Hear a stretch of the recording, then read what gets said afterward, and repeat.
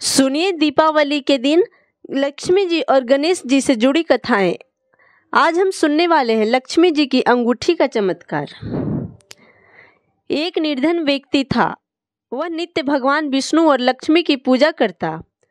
एक बार दीपावली के दिन भगवती लक्ष्मी की श्रद्धा भक्ति से पूजा अर्चना की। कहते हैं कि उसकी आराधना से लक्ष्मी प्रसन्न हुई। वह उसके सामने प्रकट हुई और उसे एक अंगूठी भेंट देकर अदृश्य हो गई। अंगूठी सामान्य नहीं थी। उसे पहनकर जैसे ही अगले दिन उसने धन पाने की कामना की, उसके सामने धन का ढेर लग गया। वह खुशी के मारे झूम उठा। इसी बीच उसे भूख लगी तो मन में अच्छे पकवान खाने की इच्छा हुई। कुछ ही पल में उसके सामने पकवान आ गए। अंगूठी का चमत्कार मालूम पड़ते ही उसने अपने आलीशान बंगला, नौकर चाकर आदि तमाम सुविधाएं प्राप्त कर ली। वह भगवती लक्ष्मी की कृपा से प्राप्त उस अंगूठी के कारण सुख से रहने लगा। अब उसे किसी प्रकार का कोई दुख, कष्ट या चिंता नहीं थी। नगर में उसका बहुत नाम हो गया। एक दिन उस नगर में जोरदार तूफान के साथ बारिश होने लगी।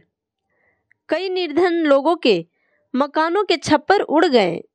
लोग इधर उधर भागने लगे। एक बुढ़िया उसके बंगले में आ गई। उसे देखकर वह व्यक्ति गरज कर बोला, ए बुढ़िया, कहाँ चली आ रही है बिना पूछे। बुढ़िया ने कहा, कुछ देर के लिए तुम्हारे यहाँ रहना चाहती हूँ। लेकिन उसने पूरी तरह से डांट डपट दिया। उस बुढ़िया ने कहा, मेरा कोई आसरा नहीं है, इतनी तेज बारिश में कहाँ जाऊंगी, थोड़ी देर की ही तो बात है। लेकिन उसकी किसी भी बात का असर उस व्यक्ति पर नहीं पड़ा। जैसे ही सेवकों उसे द्वार से बाहर किया, वैसे ही जोरदार बिजली चौंधी। देखते ही देखते उस व्यक्ति का मकान जलकर खाक हो गया। उसके हाथों की अंगूठी भी गायब हो गई। सारा वैभव पल भर के राख में ढेर में बदल गया। उसने आंख खोलकर जब देखा तो सामने लक्ष्मी जी थी। जो बुढ़िया कुछ देर पहले उसके सामने दिनहीन होकर गिड़गिड़ा रही थी, वही अब लक्ष्मी जी के रूप में उसके सामने मंद मंद मुस्कुरा रही थी। वह समझ गया उसने बुढ़िया को नहीं, साक्षात लक्ष्मी को घर से निकाल दिया था। वह भगवती के चरणों में गिर पड़ा।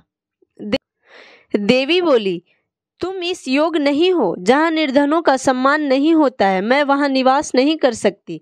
यह कहकर लक्ष्मी जी उसकी आंखों से ओझल हो गई। अगर आपको दीपावली से जुड़ी रोचक तथ्य अच्छी लगी हो तो वीडियो को लाइक और चैनल को सब्सक्राइब जरूर करिएगा।